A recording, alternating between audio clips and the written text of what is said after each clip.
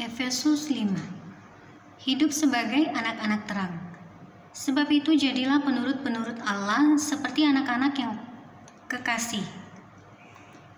Dan hiduplah di dalam kasih sebagaimana Kristus Yesus juga telah mengasihi kamu dan telah menyerahkan dirinya untuk kita sebagai persembahan dan korban yang harum bagi Allah.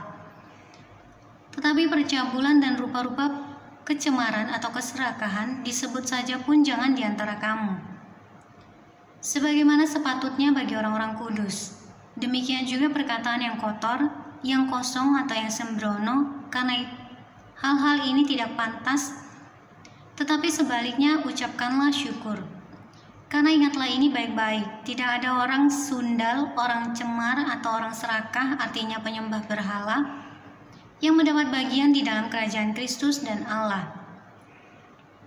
Janganlah kamu disesatkan orang dengan kata-kata yang hampa, karena hal-hal yang demikian mendatangkan murka Allah atas orang-orang durhaka.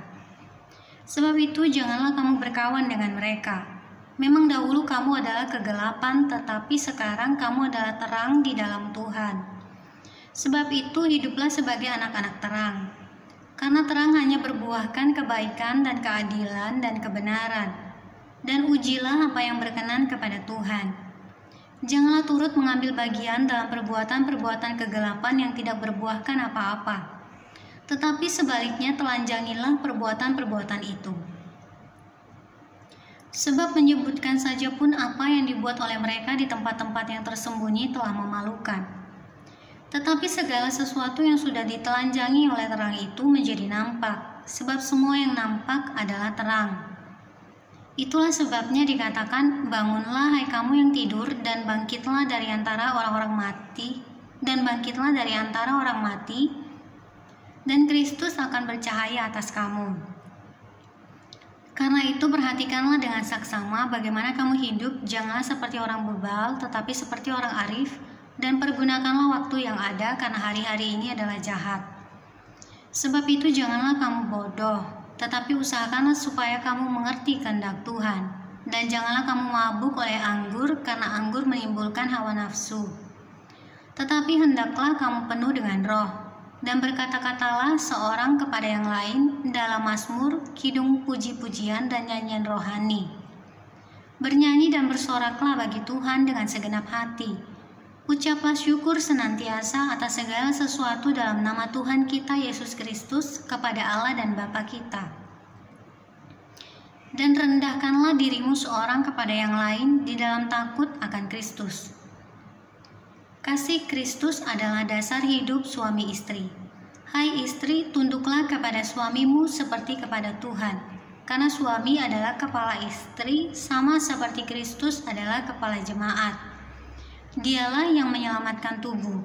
Karena itu, sebagaimana jemaat tunduk kepada Kristus, demikian jugalah istri kepada suami dalam segala sesuatu. Hai suami, kasihilah istrimu sebagaimana Kristus telah mengasihi jemaat dan telah menyerahkan dirinya baginya, untuk menguduskannya sesudah ia menyucikannya dengan memandikannya dengan air dan firman, supaya dengan demikian ia menempatkan jemaat di hadapan dirinya dengan cemerlang, tanpa cacat atau kerut atau yang serupa itu, tetapi supaya jemaat kudus dan tidak bercela. Demikian juga suami harus mengasihi istrinya sama seperti tubuhnya sendiri. Siapa yang mengasihi istrinya mengasihi dirinya sendiri, sebab tidak pernah orang membenci tubuhnya sendiri, tetapi mengasuhnya dan merawatinya sama seperti Kristus terhadap jemaat. Karena kita adalah anggota tubuhnya. Sebab itu laki-laki akan meninggalkan ayahnya dan ibunya dan bersatu dengan istrinya, sehingga keduanya itu menjadi satu daging.